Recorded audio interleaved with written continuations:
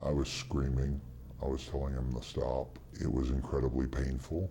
He was acting like it was nothing. Telling his story for the first time, exclusively to CNN.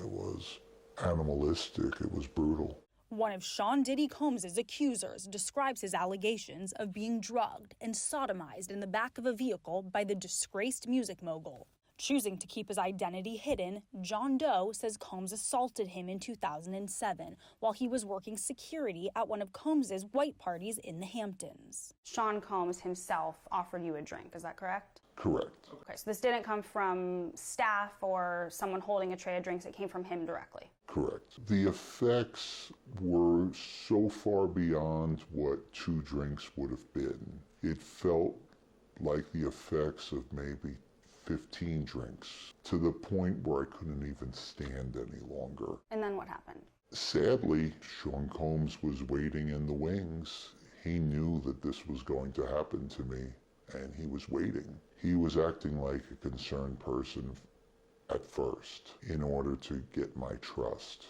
And once I was in a helpless position and he was sure that he was in a position of power, then he took advantage of the situation. He held me down and sodomized me. Doe is seeking punitive damages. In a civil suit filed in October, Doe said he told his supervisor at the security firm what allegedly happened to him that night.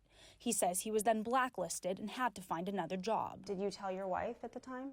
No, I was too ashamed. Have you told anyone other than your manager at the security firm at the time?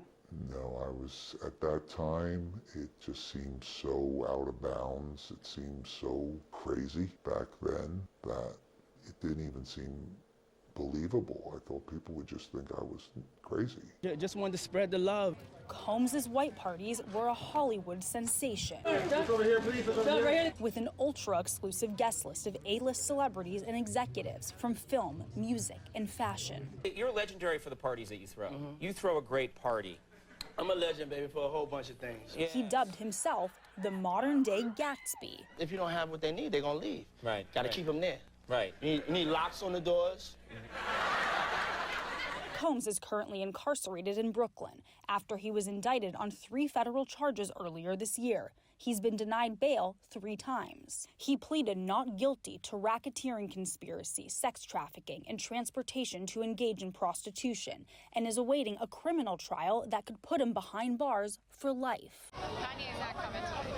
A torrent of civil lawsuits against Combs began surfacing after his then-girlfriend Cassie Ventura filed the first complaint against him in November 2023. He initially denied her claims and said she was looking for a, quote, payday.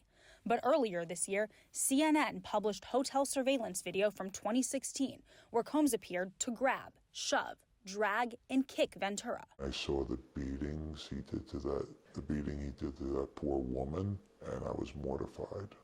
That was really terrible. I wondered maybe if I had come forward, maybe if I had been braver, that maybe I could have stopped it. He used his celebrity to just keep victimizing over and over. Combs is now facing more than 30 suits from accusers, including John Doe's.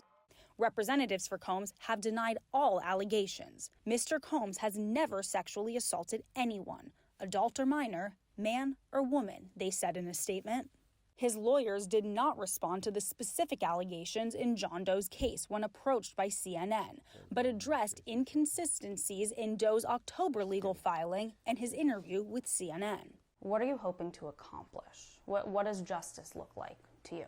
Nothing could give me back the person I was before that evening. Nothing could change that. Because I would love to see him spend the rest of his life in prison because that's where he belongs, where he can't hurt anybody else. He's going to live a very lonely, miserable life, I hope.